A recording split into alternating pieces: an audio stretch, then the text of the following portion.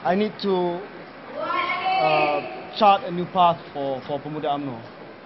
Kita tak boleh ambil sikap dan style yang lama.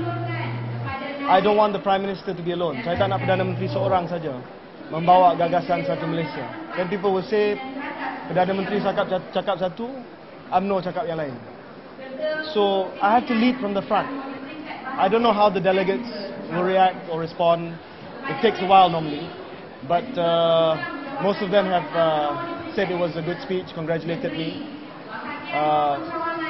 But the way that I present it, I hope is a manner which they can accept. Although I tell them to get rid of all these symbols and quasi-sacrosanct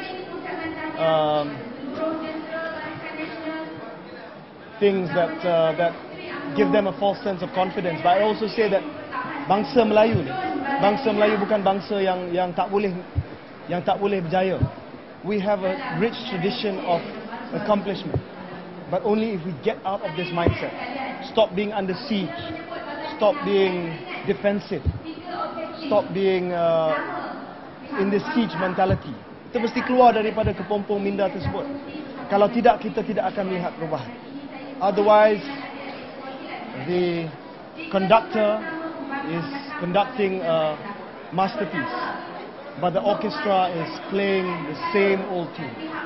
That is what happened before. So I want to tell the President, come what may, apa nak jadi, jadilah. I'll be there with him, leading from the front. If I go down with this message, then I go down. Soal itu dijawab di perhimpunan yang lepas. Gerakan Pemuda telah menghadiahkan kris Panca Warisan kepada Dr. Khairy Jamaluddin. And you know, it's something that we remember from our previous assemblies. But this is a new team, this is new leadership, so we have our own vision as well for Pemuda. Sorry, I'm a bit distracted because Carolyn's using a DAP pen.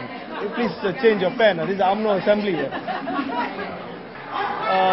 The whole mindset, defensive mindset, we must escape from this. Kita kena keluar daripada kepompong minda yang terlalu defensif untuk menyahut cabaran, berani untuk bersaing.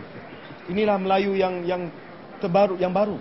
Inilah dilema Melayu. I said this is the new dilemma. Before, dilema Melayu lama adalah sama ada kita perlu campur tangan untuk membantu orang Melayu. Now is the time for us to say enough.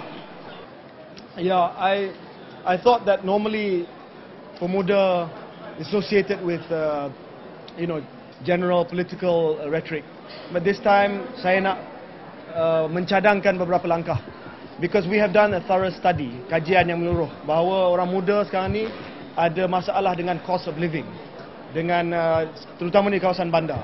Jadi we want certain measures that are directly towards orang muda. Contohnya saya kata pinjaman perumahan dengan kadar faedah terendah, the lowest interest rates for families, couples that just got married for the first time, and then that buy a national car. You encourage national car purchase, as well as you encourage families who get a child from riding a motorcycle, berbonceng dengan anak dekat tengah, dengan anak kat belakang. You make it affordable for them to buy a national car, because we are waiting too long for our public transport to be fixed.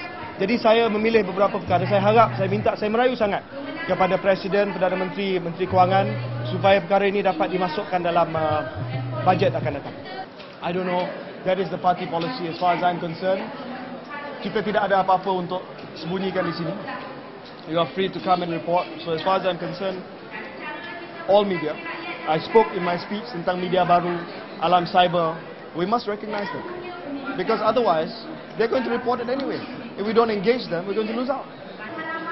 My speech, I think, echoed Prime Minister, President Datuk Seri Najib's call for UMNO for all. I answered just now bahawa UMNO perlu merentasi batasan kaum, agama, masyarakat to appeal for all. Maybe not in our membership, because we're still a Malay-based party, but in our reach, outreach, in our ideas, in the way we do things, must be acceptable to all.